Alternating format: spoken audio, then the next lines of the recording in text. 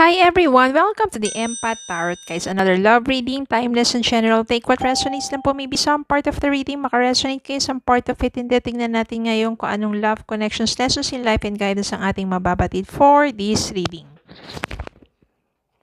Spirit, kayo send me messages. Anong love, connections ito, lessons in life, and guidance ang nais ninyong ipabatid sa amin. Mga aral at gabay sa buhay, pag-ibig ang nais ninyong iparating sa amin. Ano kayang love connections ito? Ano kayang storya ng buhay ito? Is it about their new love coming into their way? Is it about their person? Is it about their past? Spirit, can you send me messages?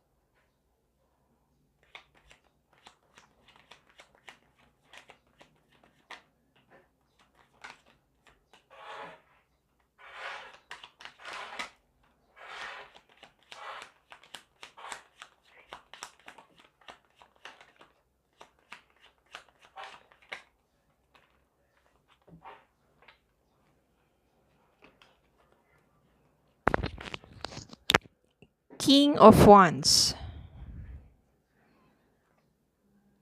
Seven of Pentacles, Five of Swords, Queen of Pentacles, Three of Pentacles, Ten of Swords, Ace of Cups, the Moon, Seven of Swords, Knight of Pentacles, and Seven of Wands. Ito na lang, lagay natin sa gitna. This is about betrayal.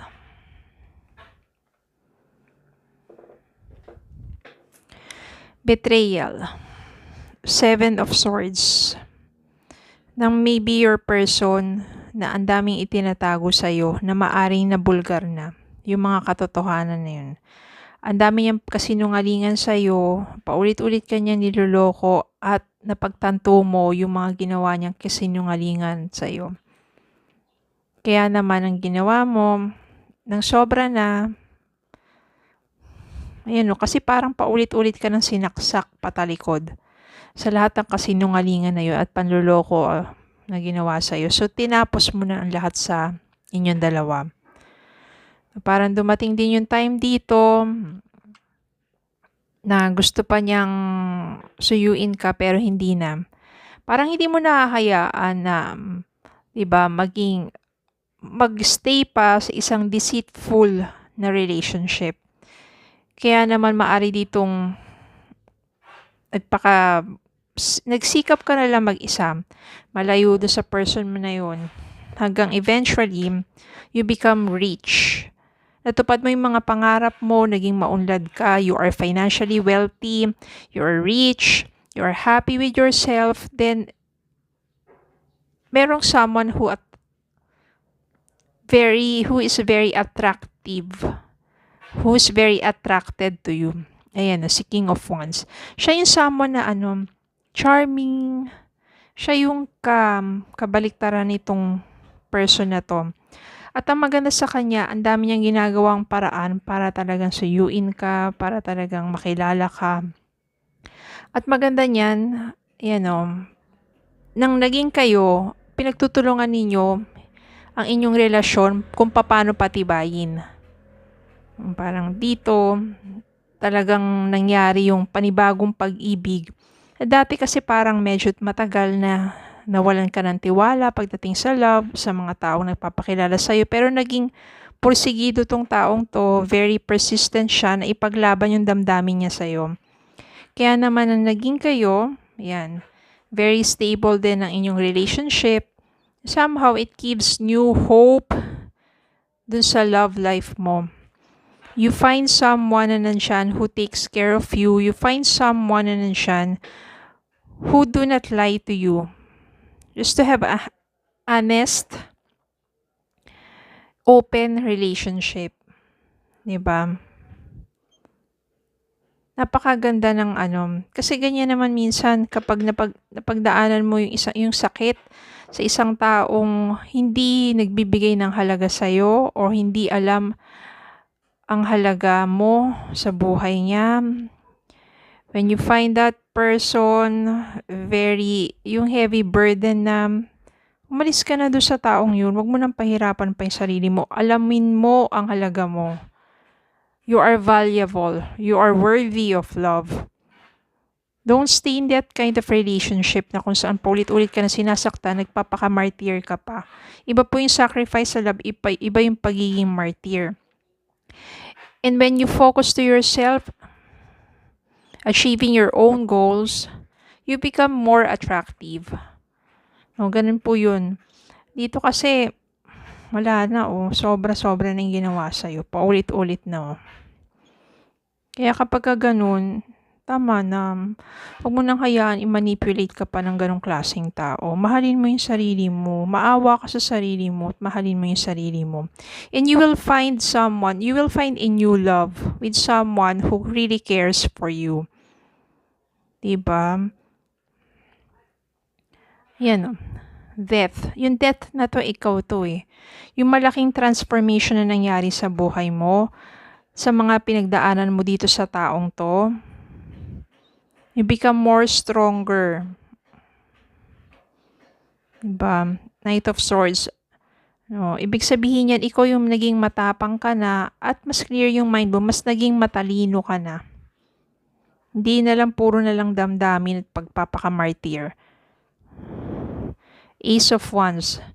No, hindi lang Ace of Cups, meron ding Ace of Wands dito. Ibig sabihin yan, talagang may new opportunity for a passionate relationship.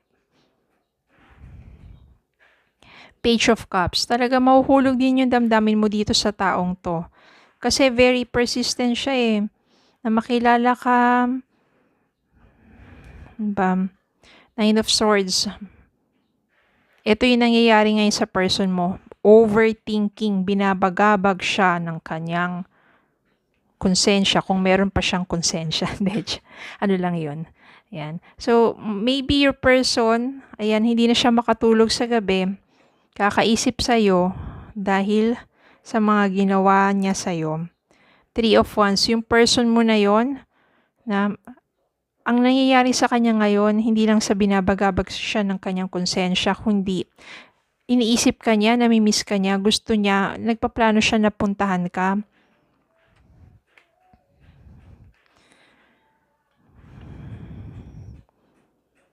No, grabe talaga yung ganun kasi yung pero ikaw naman, if ever na mag-reach out sa'yo tong taong to, o magparamdaman siya sa'yo, wala na.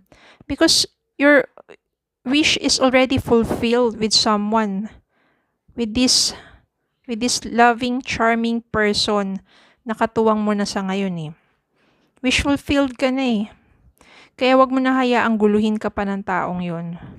No? Kasi kapag ganyan, lalo na kapag nababalitaan niya, maganda yung nangyayari sa'yo, diba, umuunlad ka, magandang bagay ang mga hindi nangyayari sa buhay mo, tapos merong someone na nandiyan para sa'yo, nandun yung energy niya na panghihinayang, pagsisisi, konsensya na wala, sa huli talaga ang pagsisisi.